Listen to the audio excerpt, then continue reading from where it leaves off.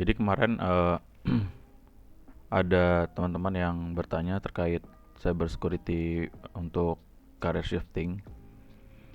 Jadi sebenarnya ada 5 pertanyaan yang sering ditanyakan sama teman-teman, yaitu pertama, benar gak sih kalau di cyber security itu butuh banyak skill set yang dikuasai? Jadi sebenarnya cyber security kan ada banyak bidang. Jadi itu bukan berdiri tunggal, dan lagi cyber security itu kerjanya itu berkelompok atau teaming. Jadi bukan pekerjaan individu. Jadi cyber security itu nanti ada pecahannya lagi. Nah, di pecahannya itu tadi itu punya profesi-profesinya sendiri gitu. Contoh secara garis besarnya ada blue team, ada red team, ada juga GRC namanya. Nah, oke, kita bahas sedikit. Kalau blue team sama red team ini bedanya, kalau si red team itu lebih ke arah ofensif, lebih ke arah menyerang. Blue team itu lebih ke arah mengamankan, monitoring sebuah aset gitu supaya dapat lebih antisipatif terhadap serangan-serangan dari luar gitu. Nah, kalau di militernya biasanya blue team itu bagian yang mempertahankan base, menciptakan sebuah alat deteksi supaya musuh itu nggak bisa menemukan kelemahan dari base kita.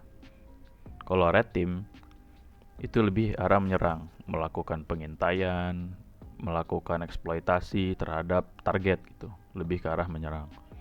Kalau konteksnya adalah sebuah perusahaan security, itu blue team dia biasanya melakukan antisipasi seperti monitoring sebuah komunikasi antara pelanggan, pengunjung, customer dengan aplikasi yang mereka buat atau yang mereka tangani, atau bahkan memonitoring sisi jaringannya, sisi servernya, supaya tidak ada pihak-pihak yang tidak diizinkan itu masuk untuk melakukan kejahatan di dalam server atau sistemnya dia gitu. Kalau red team itu kalau di konteksnya vendor security, dia itu lebih ke arah dimintai tolong untuk mencarikan sebuah celah yang mungkin ada,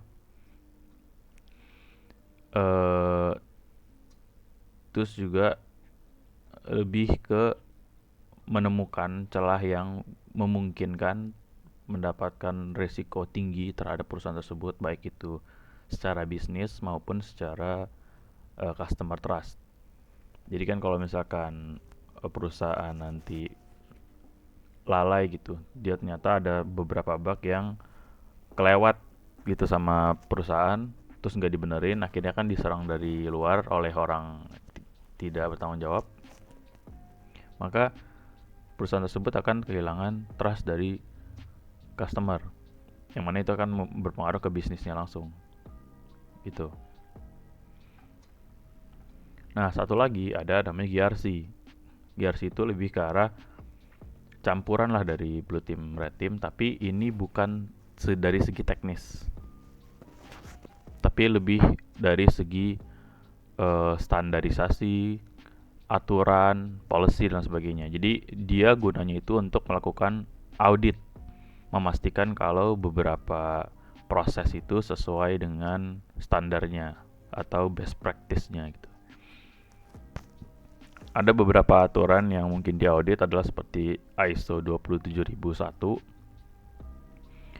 ada ISO 31000, ISO 22301, ada PMP Risk Manager Safe, ada GDPR ISO 27701, ada PCI DSS dan lain sebagainya. Jadi dia memastikan kalau beberapa profesi atau bidang kerjaan itu sudah melakukan pekerjaannya sesuai standar yang ada, sesuai SOP yang ada.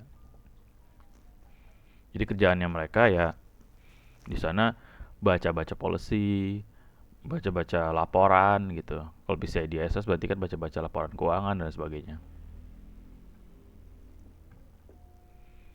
Jadi di Blue Team pun itu apa ya? Nggak semua, nggak misalkan kita daftar atau kita lamar pekerjaan sebagai Blue Team, nah itu pun kita nggak di-assign satu hal gitu. Di Blue Team pun ada pecahannya lagi tim. Kan saya bilang tadi cyber security itu kerjanya tim ya. Nah, di Blue Team pun ada lagi namanya SOC. SOC itu terpecah lagi menjadi empat bagian. Ada SOC Manager, L1, L2, L3. SOC Manager itu untuk manage ketiga level ini. L1 itu untuk biasanya memperhatikan atau memonitoring jika ada alert atau notif dari si mesin. Jadi ada satu mesin sentralisasi data, jadi ada satu server yang mengumpulkan log-log dari berbagai komputer yang sudah dipasang agentnya di situ. Untuk apa? Jadi supaya misalkan terjadi insiden, kita nggak perlu cari satu-satu di komputer masing-masing gitu. Tapi data itu semua sudah masuk ke satu server yang sama. Jadi bisa diperiksa di sana langsung. Nah, SOCL1 itu untuk memeriksa hal itu. Ada nggak nih notif atau alert. Sisanya itu setelah itu dilempar ke L2. Untuk apa? Untuk membuat untuk memastikan lagi supaya si alert itu apakah beneran alert apa bukan gitu. Jadi dipastikan di fast checking lah gitu. Kalaupun iya itu anomali atau ternyata terdeteksi kemungkinan serangan, maka itu akan dilempar ke L3 yang akan melakukan forensik jika ditemukan beberapa keanehan-keanehan gitu. Nah, L3 itu juga nanti setelah ditemukan ternyata positif itu anomali atau serangan, maka si L3 ini nanti akan melakukan tweak di detection sistemnya. Jadi kan tadi kalau teman-teman ingat di SOC itu ada satu mesin sentralisasi untuk mengumpulkan beberapa log. Dan itu ada alat deteksinya. Nah, L3 itu akan nanti membantu untuk mengkonfig alat deteksinya, ngasih pattern rule-nya supaya kejadian tadi dideteksi lebih dini gitu.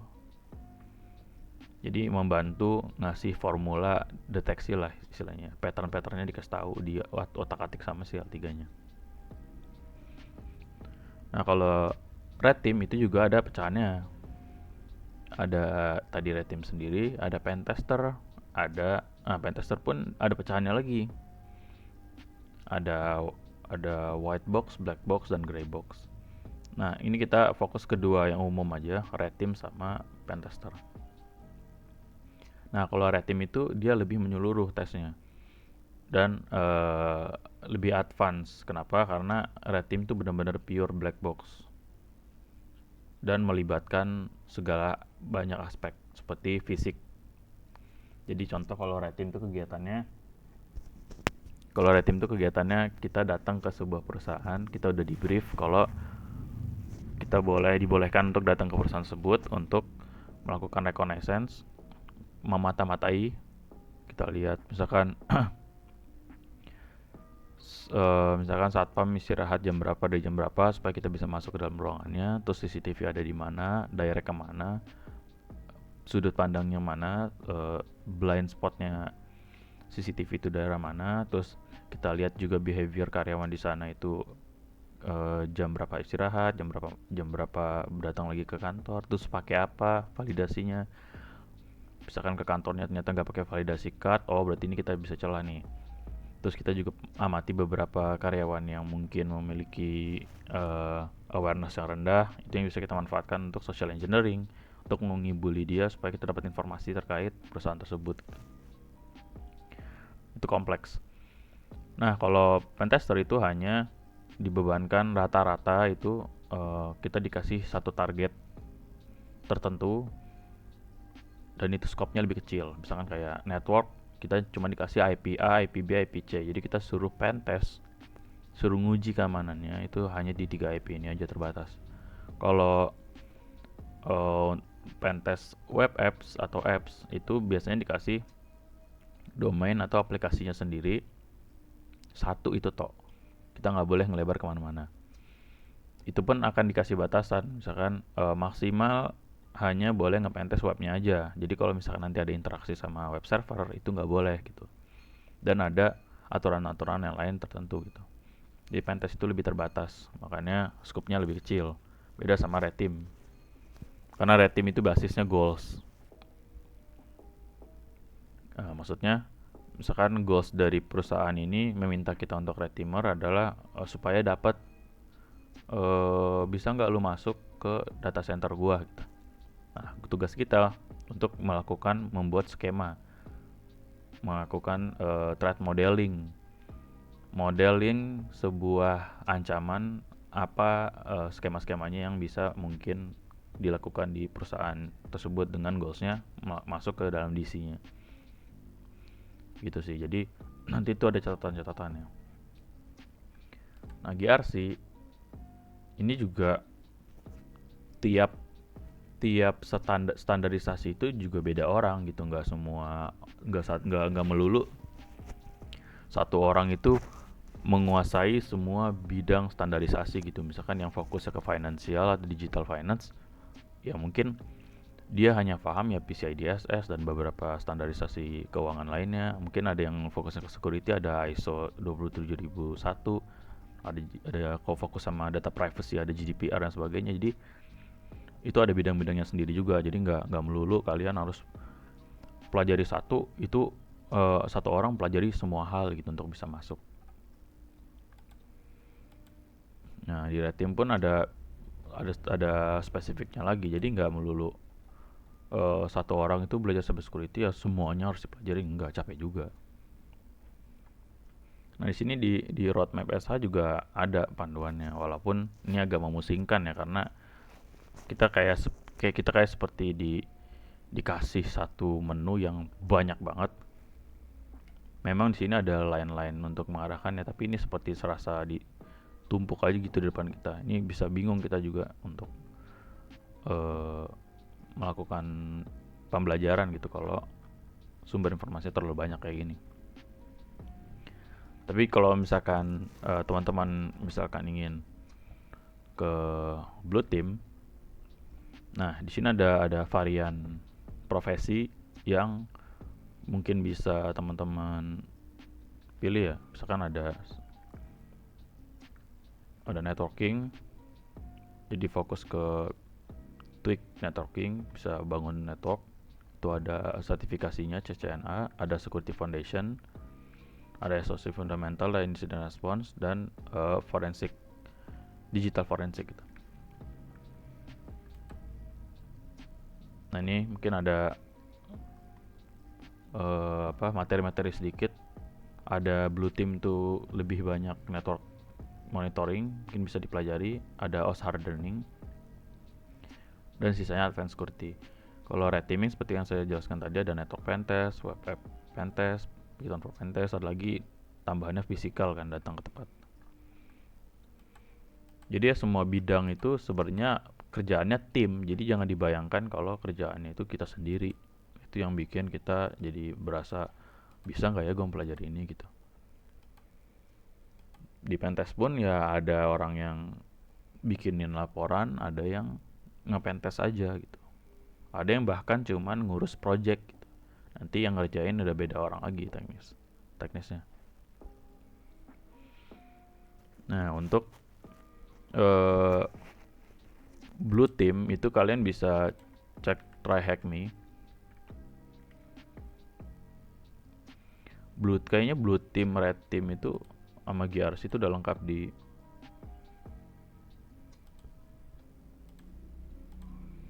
di TryHackMe ya. Misalkan kita mau blue team, kita lihat aja learn-nya. Kita lihat learn.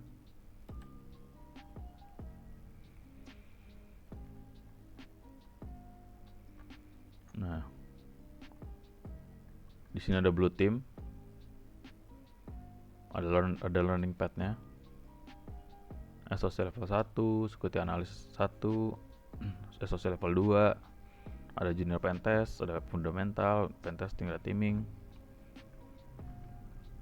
GRC pun kalau nggak salah ada deh. Bentar.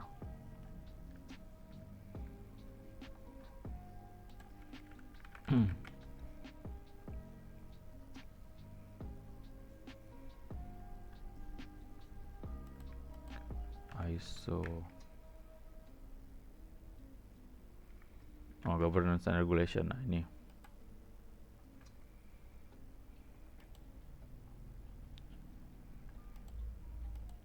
Ini lengkap. Jadi kalau teman-teman yang mau career shifting ke cybersecurity, pertama pilih dulu mau red teaming atau blue team atau GRC. Kalau GRC ya fokusnya lebih ke arah compliance, policy, standarisasi, undang-undang dan sebagainya. Nah, kalau yang red teaming itu fokusnya lebih ke penyerangan. Jadi nanti kalian akan sering berkutat di cara nyerang website, cara nyerang network, terus apa aja resiko-resiko yang terjadi jika sistem itu mempunyai celah A, B, C, D, E. Kalau blue team itu lebih ke monitoring, terus mencari sumber masalahnya kayak apa, lalu gimana cara mitigasinya.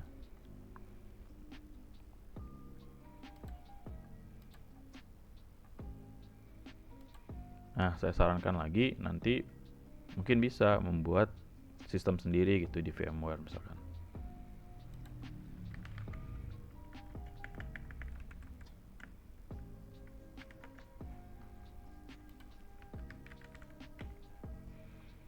Ya, teman-teman bisa pelajari dari dasarnya gitu jadinya. Bisa install di sini VMware, install Linux atau Windows mungkin. Jadi coba kalau misalkan yang mau blue team bisa coba amanin, nerapin standarisasi atau best practice yang ada di Linux atau Windows juga gimana best practice-nya. Lalu coba-coba iseng masang CM, masang detection log dan sebagainya. Nanti mungkin bisa iseng masukin virus, nanti deteksi sendiri virusnya, bongkar sendiri virusnya. Gitu juga dengan red team, bisa pasang satu OS yang vulnerable mungkin. Nah, kita coba serang sendiri, kita bisa bikin web sendiri, nanti kita serang sendiri, nanti kita patch sendiri. Jadi kita tahu codingannya kayak apa, bergeraknya kayak apa dan sebagainya sih. Gitu juga. Nah, kalau GRC itu ya sering-sering aja baca-baca berita, sering aja baca-baca standarisasi kayak PCI DSS, ISO 27001. Lebih sering update aja sama policy-policy internasional ya.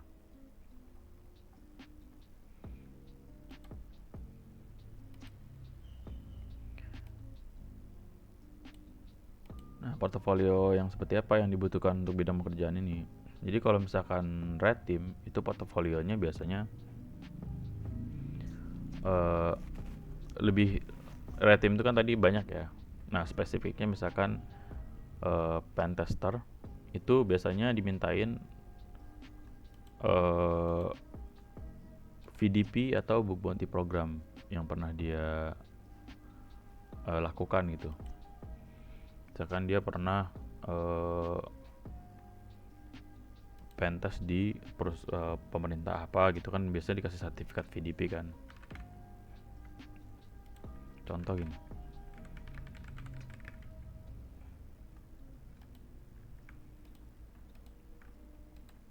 contoh di web ini kan, ini dia web ini atau aplikasi ini dia dengan sukarela memberikan sebuah program VDP yang nanti jika ada attacker atau pentester yang menemukan bug di sini, dia akan memberikan sertifikat atau pengakuan lah gitu. Seperti ini nih kan. Nah, ini bisa jadi portofolio teman-teman buat join ke perusahaan vendor security, utamanya di red team atau pentester. Ini udah cukup sih. Nah, kalau untuk blue team itu biasanya portofolionya lebih ke arah pernah nggak bikin sistem deteksi sendiri gitu. Kayak tadi saya katakan ya, misalkan coba install OS sendiri di VMware, terus amanin sendiri, bikin server deteksi sendiri. Nah, prosesnya kayak apa? seberapa familiar sama alat-alatnya, nah gitu biasanya sih. Terus kalau untuk GRC ya pengetahuan kita soal eh, aturan-aturannya, standarisasi dunia gitu. Familiar gak sama ISO, familiar gak sama PCI DSS dan sebagainya. Terus yang ketiga, bisakah belajar career setting di umur tua 30-40-an? Jadi sebenarnya ini pertanyaan umum ya, karena belajar itu nggak memandang umur. Mungkin secara industrinya ada batasan umur karena terkait apa umur produktif seseorang gitu. Jadi takutnya kalau 30-40-an nggak bertahan lama di perusahaan tersebut, jadi susah untuk gaining karirnya gitu. Jadi jawabannya bisa ya, mungkin aja bisa gitu, karena siapa tahu karena portofolio Anda banyak, udah nyari kayak VDP mungkin banyak, bounty program sebelumnya, jadi ya perusahaan nggak mikir-mikir lagi untuk ngambil teman-teman gitu. 4. Apakah sertifikasi menunjang karir cybersecurity? Sebenarnya sertifikasi di cybersecurity itu dibutuhkannya oleh perusahaannya. Untuk apa? Untuk nanti pitching jasanya mereka ke klien. Karena nanti dia kan bilangnya, oh kami ini diperkasai oleh beberapa SDM yang telah sertifikasi. Jadi kan klien biasanya juga nentuin, saya maunya dikerjakan oleh orang-orang yang punya sertifikasi A, B, C, D. Jadi jawaban dari pertanyaan apakah sertifikasi menunjang karir cybersecurity, iya kalau kita udah masuk ke kerjaannya. Jadi teman-teman kayak kalau punya dua uang yang cukup boleh untuk menunjang karir memang. Tapi kalau yang nggak punya bisa portofolio aja banyakin, pas sudah masuk ke perusahaan baru request untuk ngambil sertifikasi gitu sih. Tapi biasanya nggak di request pun perusahaan akan nawarin karena perusahaan yang butuh. Kelima, apakah cybersecurity itu butuh S1? Sebenarnya ini tergantung negara sih. Kalau di Indonesia memang stigmanya kan mesti S1 ya. Karena untuk katanya sih lebih familiar sama administrasi gitu. Jadi nggak gitu sembrono kerjanya kalau yang S1 biasanya. Tapi di pentester itu udah ada aturannya di BSSN. Kalau mau dapat license dari BSSN, kalau kita itu certified pentester atau tester itu mesti ada S1 plus sertifikasi internasional. Jadi apakah cybersecurity itu butuh S1? Sebenarnya kalau untuk beginner atau baru masuk atau associate itu nggak gitu butuh banget S1. Karena kan biasanya ya apa ya, yang dibutuhkan tuh syarat aja minimal satu orang yang S1 gitu. Jadi sisanya yang ngerjain yang nggak perlu S1 juga nggak masalah sebenarnya. Jadi langkah lebih baik S1 gitu sih.